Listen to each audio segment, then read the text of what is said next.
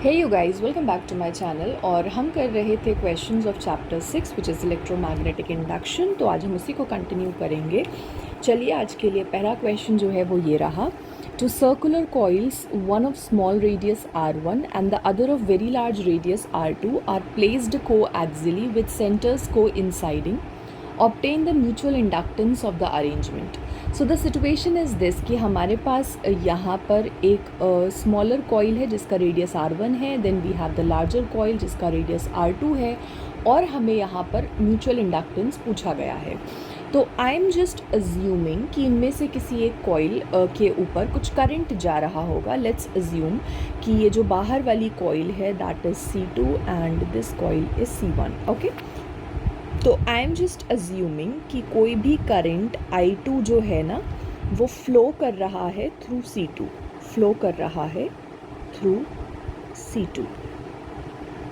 तो अगर करंट इस वाली कॉइल में ऐसे फ्लो कर रहा है, I am just taking randomly taking this direction like this. तो अगर कुछ इस तरह से current is flowing in this direction, तो हमें पता है कि at the centre there will be some magnetic field because of this current. तो I am just calling that magnetic field to be B2 because it is because of the second coil. तो मैं magnetic field at the centre का अगर आपको formula याद दिलाऊं तो that used to B μ0I/2R ये होता था, बट द करंट इज़ यहाँ पर I2 और रेडियस भी हमारी जो है वो R2 लगेगी। ओके, अब अगर यहाँ पर मैग्नेटिक फील्ड आ रहा है तो जाहिर सी बात है C1 के साथ कुछ फ्लक्स बनेगा, and that flux is given by simply C1 के साथ के फ्लक्स की बात हो रही है। तो किसकी मैग्नेटिक फील्ड की वजह से? सेकंड वाले की मैग्नेटिक फील्ड की वजह से, associated with the first coil. तो मैं कुछ ऐसा करूँगी, and this will be simply μ0I2 upon 2R2, और एरिया ऑफ द कॉइल की अगर मैं बात करूँगी तो that will be simply πr1² like this. इस तरह से कुछ ये हो जाएगा। अच्छा, अब अगर मैं यहाँ पर ये बात कर रही हूँ कि मेरा कुछ ऐसा कुछ एक्सप्रेशन आ रहा है, तो हमें पता है कि जो भी टोटल फ्लक्स होता है, जो भी टोटल फ्लक्स लिंकेजेस होते थे, that was simply equal to nothing but what? Mutual induction multiplied by the current. तो यहाँ पे flux due to the first coil है जो कि बनता है because of the current in the secondary coil.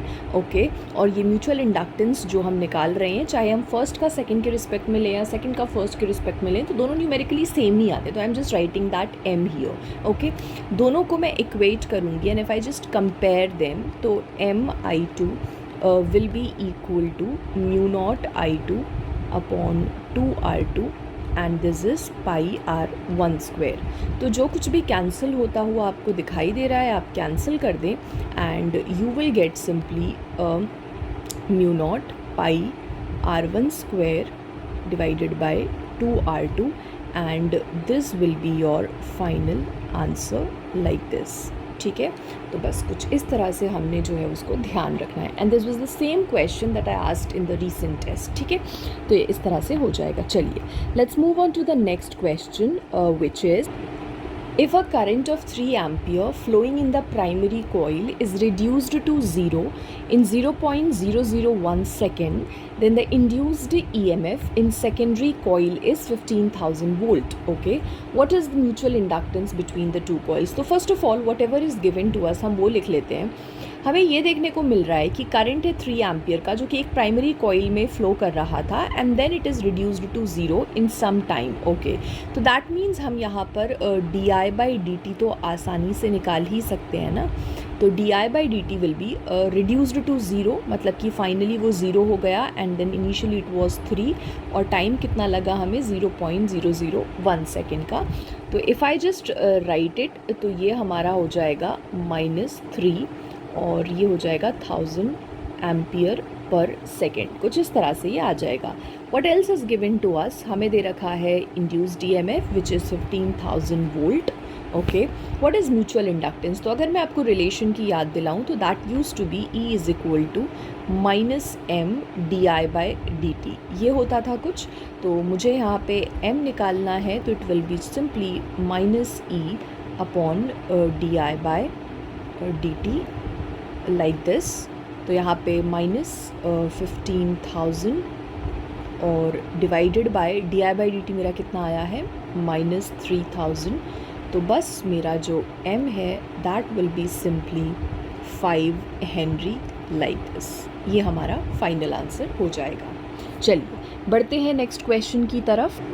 A solenoid of 200 turns is wound over, okay, a length of 0.3 meter. The area of cross section is 1.2 into 10 to the power -3 meter square.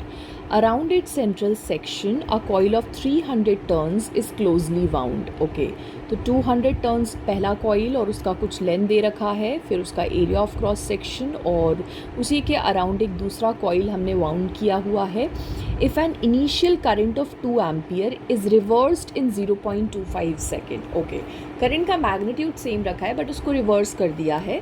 Find the EMF induced in the coil. All right, तो हमने निकालना है EMF। निकालते हैं हम ज़रा।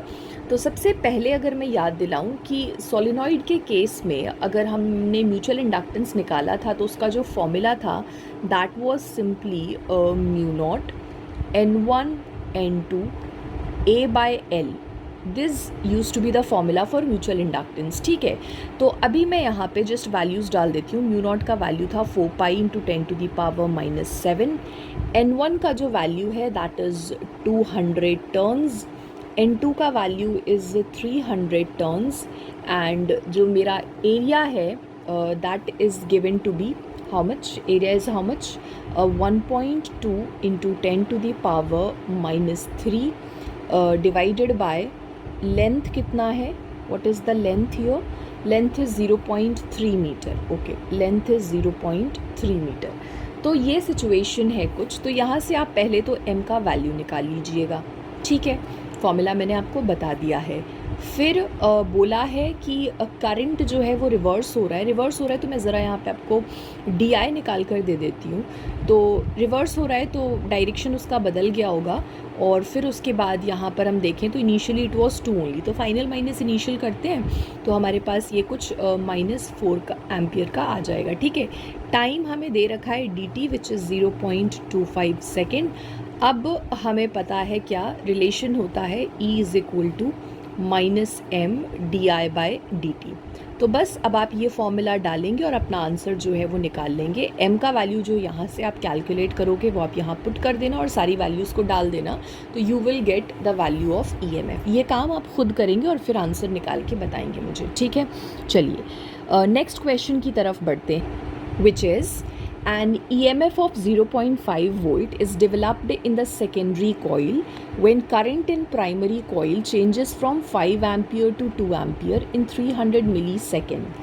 Calculate the mutual inductance of two coils.